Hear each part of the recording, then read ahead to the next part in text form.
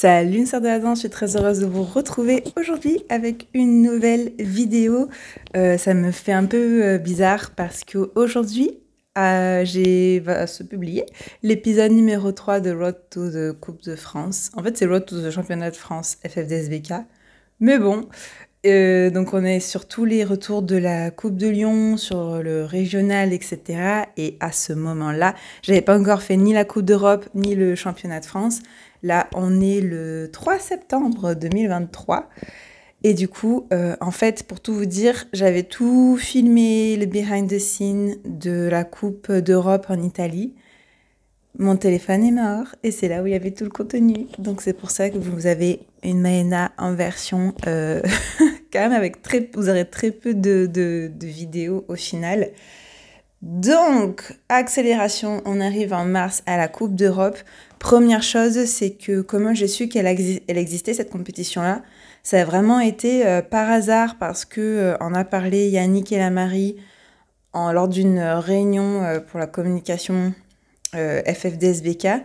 Et ça, je trouve ça très dommage, honnêtement. Je commence à écrire toutes les compétitions qui existent parce que vraiment, il n'y a pas d'endroit où on peut vraiment recenser toutes les compétitions. Donc, ça veut dire que c'est une compétition que j'aurais loupée si on n'avait pas parlé par hasard à ce moment-là. Le but, c'est que je fasse éventuellement des vidéos sur toutes les compétitions qui existent. Une vidéo qui tout simplement, en fait, avec la liste de toutes les compétitions qui existent en France, en Europe, etc. Est-ce que je vais la faire? Je n'en sais rien. Pour l'instant, sur mon document, il y a une compétition. J'avais fait des screenshots, mais c'était sur mon autre téléphone. Bref, je me suis inscrite. Par contre, pour l'inscription, c'était super chiant parce que tout était en italien. Alors, je parle italien. Au-delà que tout soit en italien, c'est que il faut un numéro de sécurité sociale pour s'inscrire. Donc, en fait, il fallait deviner. Enfin, Yannick, il m'a aidé. Il fallait écrire directement à Simone et Serena pour faire l'inscription. Donc, tout s'est fait finalement sur Instagram. C'est un peu du bricolage de compétition au niveau de l'inscription pour les compétiteurs français. C'est pas très bien fait, honnêtement. Comment Yannick, il savait que cette compétition-là existait? Tout simplement, c'est parce que lui était juge invité de cette compétition-là. Je dis beaucoup le mot compétition.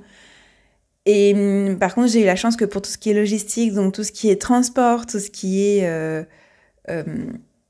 logement, etc., ils m'ont vraiment intégré, donc lui et Martiane, comme si je faisais partie de leur académie, de la chaîne Académie. Donc j'y suis allée avec 3 de leurs compétiteurs pour partager les frais. Et franchement, ça m'a tellement aidée. Ça faisait un petit massage aux épaules parce que la carrière de soliste, elle est très seule. Dans soliste, il y a seul. Soliste. Et ça a vraiment fait partie du côté vraiment chouette de l'expérience, qu'ils m'ont beaucoup épaulée. Une fois arrivée à Turin, j'étais du coup en colocation avec une autre des filles qui était là.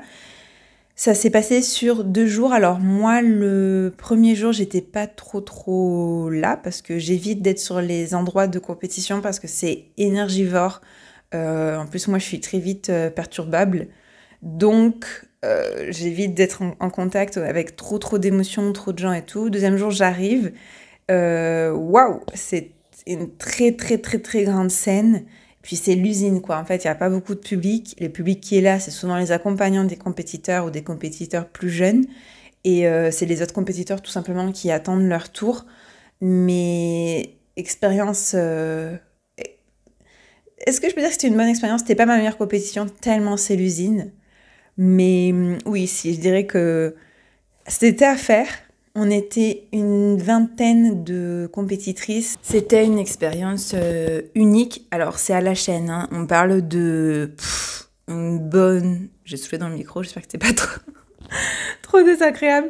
Je dirais peut-être 250, 300 peut-être compétiteurs, peut-être plus. Alors, c'est l'équivalent de la Coupe d'Europe. Ils appellent ça... honnêtement, c'est un peu marketing, hein. C'est je sais plus comment ça s'appelle, European Summit ou quelque chose comme ça. Et là, ceux qui gagnent, les professionnels, etc., ils ont leur qualification pour le World Salsa Summit. Alors que nous, par exemple, à la FFD, pour l'instant, tous ceux qui sont qualifiés, ils vont à l'Eurosun. C'est pas du tout les mêmes compétitions, c'est pas du tout les mêmes exigences, c'est pas du tout les mêmes demandes. Mais voilà, j'ai fait mon passage. Je vais essayer de me concentrer sur moi et pas du tout sur les autres danseuses qui étaient juste extraordinaires. C'était ma première fois à l'international dans une catégorie pro. Et en même temps, moi, j'y allais pour ça. J'y allais volontairement en sachant que j'allais pas gagner. Par contre, je visais demi-finale pour avoir quand même un objectif. Ça sert à rien d'aller à une compétition si c'est pas, pour moi en tout cas, si c'est pour pas gagner. Mais voilà, je voulais quand même accomplir un objectif personnel. Je me suis focusée sur... J'ai vu que techniquement, clairement, j'allais pas faire l'affaire, mais je me suis pas démontée. Je me suis dit, je vais jouer sur ce que j'ai, quoi, qui est vendre l'émotion, surjouer beaucoup l'attitude. Et je visais l'équivalent d'une finale. Il n'y a pas de finale, c'est direct, qui est à peu près 6e place. Je suis arrivée sur 20, avant-dernière. Mais en même temps, j'y allais pour ça, j'y allais pour me confronter à la scène internationale. Ben voilà, une fois que ça m'a bien piqué, que ça m'a bien claqué la joue, ben on rentre en France avec des nouveaux standards, avec une nouvelle motivation, parce que je vous rappelle que la joue pique. Et que maintenant, je suis motivée pour faire mieux qu'avant-dernière, tout simplement, voir comment ça va se passer l'année prochaine si je me représente. Il y avait des Italiennes, des Espagnols, j'étais la seule Française de ma catégorie, qui est tout simplement pro. Et on était une des catégories les plus nombreuses, honnêtement. Et donc, voilà, suite à ça, il y avait la Coupe de France de Marseille que je n'ai pas faite, et finalement, c'était très bien comme ça. Vraiment, c'était un choix personnel de me concentrer sur ma danse. De toute façon, j'étais qualifiée parce que pour se qualifier au championnat de France, il faut arriver 3e dans les régionaux, dans un des régionales, en fait, et confirmer sa position en se présentant à la Coupe de France, qu'importe son résultat. Voilà, moi j'étais qualifiée du coup dès le premier régional vu que j'y étais. C'est passé du temps, je me suis entraînée, nanana, arrive championnat de France qui s'est déroulé à Paris. Il s'est déroulé sur 2 jours. Pareil, le premier jour, j'y suis allée vraiment pour beaucoup aider Alexia Ezek, aller voir les autres compétiteurs, donner un petit coup de pouce, voir comment ça se passait. Mais à partir de l'après-midi, à partir de 17h, je n'y étais plus pour me couper du monde, pour être vraiment moi dans ma bulle. Déjà, il y a le voyage dans les pattes, il y a le stress des dernières semaines qui sont souvent extrêmement intenses. Du coup, je faisais ma petite vie, je regardais un peu des séries, je m'étirais un petit peu, je m'entraînais, mais vite fait, je faisais pas des gros entraînements. Honnêtement, ça sert à rien, là, on est à la veille. J'ai essayé de regarder mes acolytes, donc les autres solistes. J'ai vu la finale en live de Alexia. Le live était catastrophique, honnêtement, au niveau de la qualité. Je n'ai pas vu Zek, j'ai vu Zek que sa demi-finale. Et suite à ça, le samedi, j'ai appris que Alexia nous a fait un petit podium en salsa solo amateur féminin. Et Zek, pour son premier championnat de France en solo aussi, est arrivé 4e après demi-finale, finale, etc. Donc... de très très beaux résultats. Le lendemain, c'était à moi, je me suis levée extrêmement tôt. J'ai pas très bien dormi parce que moi j'appréhende tout le temps, je sais pas s'il y a des gens qui sont des light sleepers, des gens qui ont le sommeil très léger, c'est mon cas. Moi mon copain, il respire un peu trop fort, ça me réveille. Donc, comment vous dire que j'appréhendais un peu que Alexia et Ezek rentrent sans compter la fatigue, etc. Donc j'ai très très mal dormi, aucune surprise, hein. C'est le cas en général pour tous les compétiteurs. Je me suis levée tôt, je me suis préparée, j'ai fait une petite vidéo TikTok de ma préparation, je vous la mets de suite.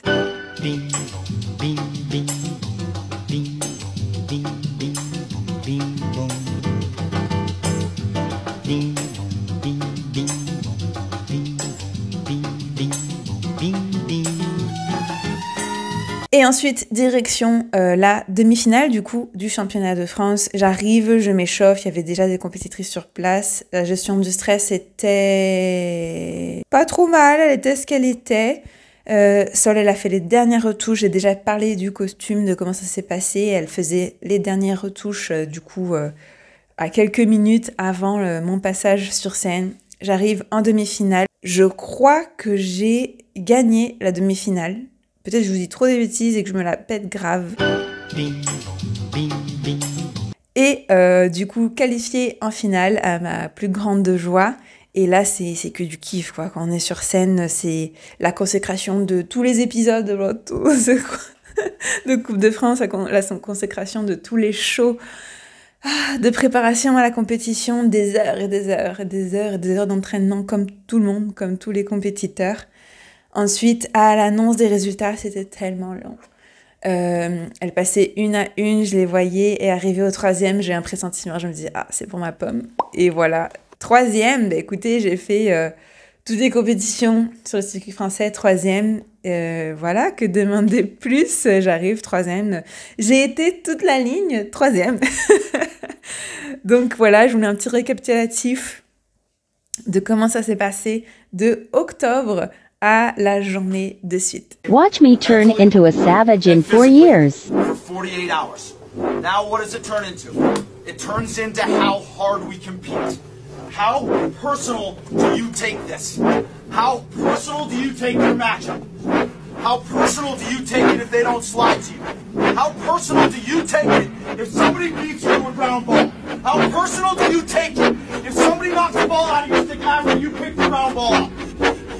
Fellas, there's a lot to be said about character. What happens when you make a mistake? Do you sit back and you feel sorry for yourself?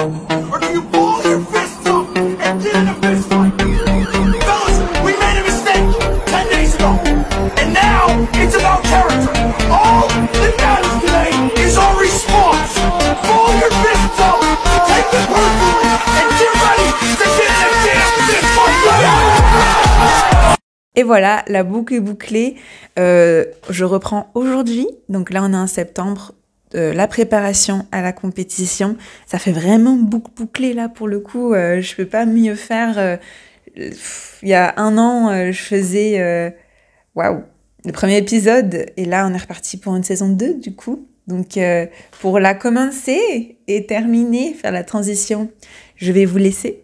Je vous laisse avec ma demi-finale parce que ma finale a disparu. En fait, la FFDSBK nous avait promis qu'on allait avoir nos vidéos.